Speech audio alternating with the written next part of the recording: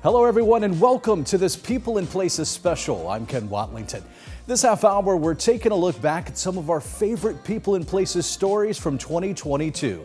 From breweries to restaurants to historic sites to some amazing people and much more.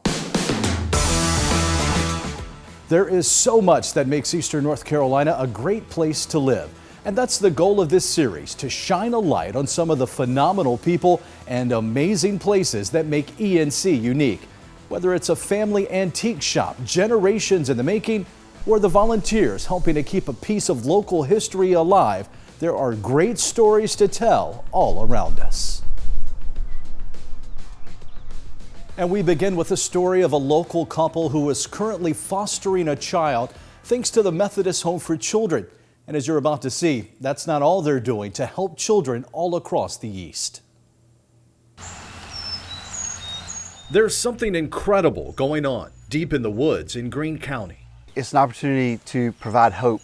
Along the Little Contentnea Creek, just across the Pitt County line, you'll find The Refuge. To start a camp in Eastern North Carolina that would intentionally reach out to kids who can never afford to go to camp. Now they can, and it's thanks to one couple's care and dedication. And it's just been this incredible journey. This is a place of miracles. Sammy Hudson is the executive director of The Refuge. He and his wife Desta work tirelessly to help children all across the area. There's so many kids who just want a little bit of hope. And one of the things that we share with folks, if we can just show a little bit of goodness to a child, it goes a long ways.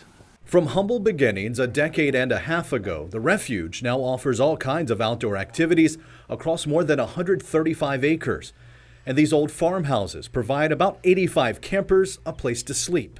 It's really been an amazing transformation. I remember our first summer of camp, we had a tent and a porta potty. And so as each building comes out here and it gets more and more, just beautiful. We came up with this idea of moving these old farmhouses out to the camp and having volunteers renovate them. And it was just this incredible opportunity. But it's not just these old farmhouses getting a second chance. In addition to helping countless children during camp, the Hudsons became foster parents years ago. The hard part was we realized very quickly that we were not equipped. Thankfully, they got the help and resources they needed with the assistance of the Methodist Home for Children. They listened, they cared for, and really equipped us to do what we do now and prepared us to be full-time foster parents with what we now have as Maria in our home. Very smart young lady, and she loves animals. And that love for Mother Nature comes in handy when 12-year-old Maria helps out with the campers at The Refuge. I normally help with fishing because kids won't bait their own hook. So they don't want to do that? Yeah, they don't like touching the worm. Maria isn't afraid to bait the hook, and the Hudsons aren't afraid to step up and help, whether it's one child like Maria or the hundreds they host at The Refuge every year. There's always a child that needs a little bit of goodness. There's a place here for you to come help. Call us, come see it, come ride around the golf cart, and let's show you what God's doing out here in this place. A platform for good. It's a phrase you might have heard associated with a group of restaurants here in Greenville. That's because for the owner, these restaurants aren't just about feeding those hungry, it's also about helping those in need. It's the breakfast rush at Harvey's in Greenville, and owner Jay Bastardo is taking it all in. Man, I'm blessed, right? Harvey's is one of 3 restaurants he owns. I come from dirt floors to now being interviewed about how much of an impact we're making in a community that is foreign to us. So life is good. But Jordanes Bastardo is a long way from his original home. He was born in the Dominican Republic. In a little place called Villaverde, which also happens to mean Greenville. Yes. So I think God was orchestrating something when he brought me here. He, his wife, and their then 4-year-old son moved to Greenville in 2008. In 2012, he bought a food truck and started sharing the cuisine of his homeland with his new community. Which we set out in the middle of the college crowd from 8:30 at night to 3:30 in the morning, and we were serving them tacos. The Villa Verde truck took off in popularity thanks in part to social media. Fast forward a few years and Jay took on another challenge, a physical Villa Verde location. I am truly putting everything on the line for this project. It paid off. Villa Verde opened in August of 2015 and quickly became a staple in Greenville. A second location followed in August 2019. Then in 2021, maybe his biggest challenge, taking over longtime Greenville staple Harvey's The Breakfast Place. My biggest concern is how does a kid from the Dominican Republic now cooks breakfast for people that have been eating in this place for 20, 30 years? Southern American, your diner experience, you know? That's Mary Sergio, known around Harvey's as Mary Mary. The longtime employee had some simple advice for Jay when he took over. She said, Jay, don't try to come and change anything. Give them what they've been eating forever. Because she's been doing it for 30 years. Man, it's been a success. But success for Jay means something much more. It means giving back to the community that's given him so much. If I'm blessed in the way that we've been blessed and don't figure out a way to put that back into the community, then why am I doing it? He's helped feed law enforcement during hurricanes. During the pandemic, he opened his doors to feed first responders free of charge and put together a food drive to help struggling families. When we say we're more than a restaurant, we're a platform for good, it's who we are. You know, it's not a thing that we try. It's not something that it became part of our business or the way we do business. It's who we are.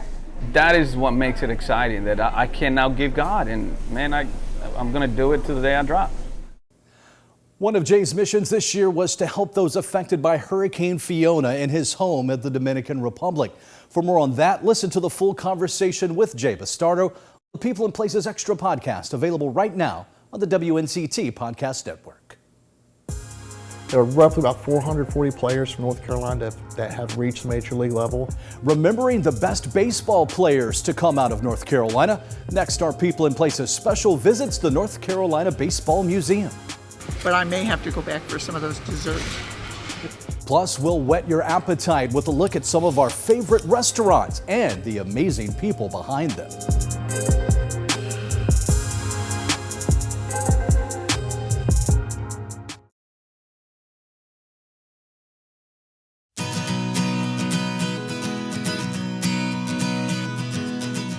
If you're a baseball fan, you know the names Jim Catfish Hunter, Gaylord Perry, Buck Leonard. They're Eastern North Carolina natives now enshrined in the National Baseball Hall of Fame, and their legacies and those of thousands of others are being remembered in a unique way in Wilson. In the heart of Wilson sits historic Fleming Stadium. There are not many places like this really at all. Built in 1939, Hall of Famers like Rod Carew and future Hall of Famer Justin Verlander have played at the ballpark. A lot of players come through this state before they make it to the major leagues. Kevin Costner and the cast of the classic baseball film Bull Durham shot a scene of the movie here. The baseball history, if you've really got time to look at it, of North Carolina is something unbelievable. And that history is being kept alive along the third baseline. I tell you, we're a hidden gem here in Wilson, North Carolina. This is the North Carolina Baseball Museum. Baseball is part of the thread of the state of North Carolina. The 3,300 square foot facility showcases memorabilia of native North Carolinian ball players. And why not? The heritage we have is uncanny. There are roughly about 440 players from North Carolina that have reached major league level. A lot of their memorabilia we have here. But take a stroll through the museum and you'll see much more than the majors. I love that jersey. That is really neat. You'll find just about every level of baseball. The Negro League, women in baseball, we really have it covered in North Carolina. So we're very fortunate for Wilson to have us here. And for those born and raised in Wilson, baseball is a way of life. So you grew up a block away from here? A block away from Fleming Stadium. So it's special to you? Very special. As a 6'8", 10-year-old, every ball game here, I was here. Fast forward to today, and Keith Barnes is now on the museum's board. People still love going to ball games, but it's even more special when it's about your state and your hometown and anywhere around here. They see these things and you see them, their faces, you see them going back in time. You see the joy. All the worries of the world just go away when they come in here. We all enjoy it, and we're all grown folks, but we're kids at heart. It makes you feel like you're 9 years old all over again on the sand lot. Every single item on display here is donated. We're not in a major city in North Carolina, but yet the artifacts and the memorabilia we have really speaks for itself. And with more and more donations coming in yearly, the museum is hoping to one day expand. You have that heritage of baseball there, that sometimes can get overlooked, and we wanted to celebrate that because, again, that's part of the fabric of baseball, and we want to celebrate that. A place to celebrate past baseball greats from the Tar Heel State, today and forever. And there is so much more to this story. Check out the People and Places Extra podcast for an in-depth discussion on some of the stars featured in the museum, plus ways you can help the museum expand. Listen on the WNCT Podcast Network or wherever you get your podcasts. Definitely give us a try. We look like a gas station on the outside, but we'll blow your mind. Next, we're filling up at an old filling station in Lenoir County. Why this place means so much to the folks in the community. That and more when the People and Places Best of 2022 special continues.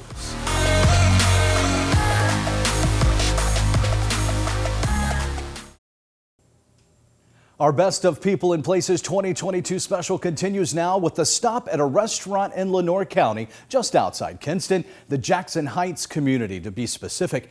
It's a spot that's been feeding the community for more than half a century. But for those who live there, this place is about so much more. It's lunchtime in Lenoir County. We will not leave here hungry. And folks are filling up inside this old filling station. Come in, hello, take a step back in time, reminisce. This is Ma's Hot Dog House. I've been coming to Ma's now probably for 20 years plus. Open in this same spot along Highway 258 since 1970. It's great being a part of this community. It's a really good community. Kent Hardison's parents bought the restaurant back in 1990. I was in between jobs, so my dad was like, why don't you come work for me for a couple weeks till I find some full-time help? And it's been 32 years later. Now Kent and his wife Caroline own Ma's after taking over ownership 2 years ago. It continues to be a labor of love. His parents loved this place and worked hard in it. And that's all we're trying to do is honor their legacy in our way by adding our own touches. And so I hope that they are proud. So let's talk the food. It starts with what's right there in the name. We are famous for our hot dogs. And a whole lot more. I mean it, a lot more. We have hamburger steak plates, chicken strips. Probably the Philly cheesesteak. French fries with brown gravy on them. They are so good. They have a fantastic breakfast. But our cheeseburgers are, in my opinion, better than the hot dogs. It's fresh burgers made daily. We probably sell 4 to 1 cheeseburgers over hot dogs. But for many in this area, like Lenoir County Commissioner Jay McDoty, a trip to Ma's is about more than just the food. This is kind of like a modern day Cheers, if you will. People, locals come here, talk about politics and weather and sports.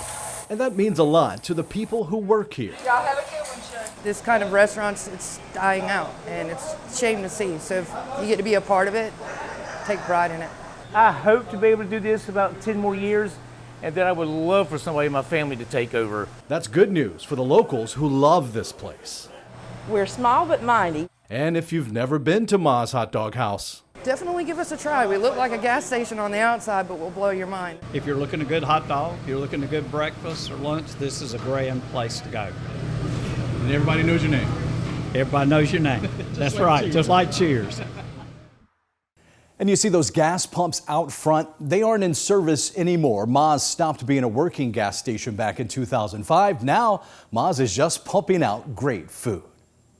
And speaking of great food, we profiled several amazing other restaurants across the East this year, like Cafe Madeleine, a French bakery in the heart of downtown Farmville. My croissants, how they turn out, determine how I feel about my day, because I want those croissants to be perfect every time. Across town, we visited Gorham's Cafe, serving up turkey barbecue and much more inside this old gas station. It's really not for me. It's really for my kids.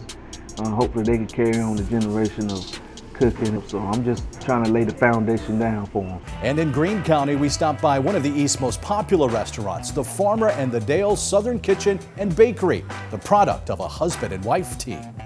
We're just really excited about the future for this place, and we're just happy that people think that it's worth the ride along with us.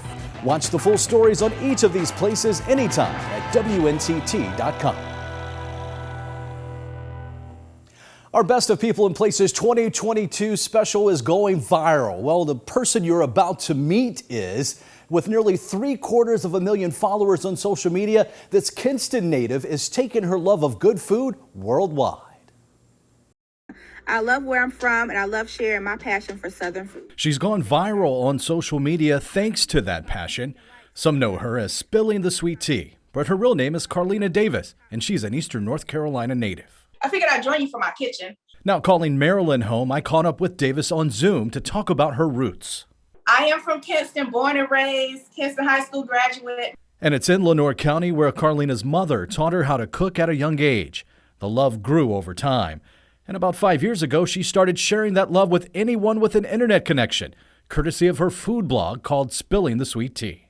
And I came up with that back in 2017, kind of a play on words. Spill the tea kind of means I'm going to share the gossip or share the word on the street. There, she shares some of her favorite recipes. But over time, Carlina branched out. I didn't think I was this person, right? This video person. That changed at the start of the pandemic, especially when social media app TikTok became all the craze. My stepdaughter taught me how to use it. And I said, maybe I can show people how I make my food on TikTok. And that's how I started. And people are really gravitating to it. It definitely has blown my mind. Maybe the biggest mind-blowing moment came from a video she shared in January, highlighting a hometown favorite to her more than 540,000 followers on TikTok. If you ever find yourself in my hometown of Kinston, North Carolina, you must go to King's Barbecue and get you a pig and a puppy. I haven't been home since Thanksgiving, and I was craving it. I don't have a pig. I don't have a whole hog. I had a crock pot, and I definitely have a good hush puppy recipe. So I put the videos together, and I wanted to let people know that this wasn't something I came up with. This is from King's Barbecue in Kinston, North Carolina. If you find yourself going to King's, make sure you let them know that Spilling the Sweet Tea sent you. But what makes the hundreds of thousands of followers and millions of likes even more remarkable is the fact that Carlina has a regular 9-to-5 job. I do. I am a sales representative, and I cook at night and edit my videos and post when I'm not working. But I really love sharing my passion for food. These videos have reached even across the world. I actually just did a cooking demo for the folks in Australia. From down under to down south, the love of good food is universal. I'm just amazed at everything that has come my way since I started making these videos. And as for this viral video highlighting King's Barbecue, as of today, it's been shared nearly 14,000 times with 843,000 views. Besides the videos and blog, Carlina also has a line of homemade jams, and she's written a cookbook and a children's book. For more, check out the award-winning People and Places Extra podcast episode with Carlina Davis and all of the other folks we featured today. You can listen on the WNCT Podcast Network.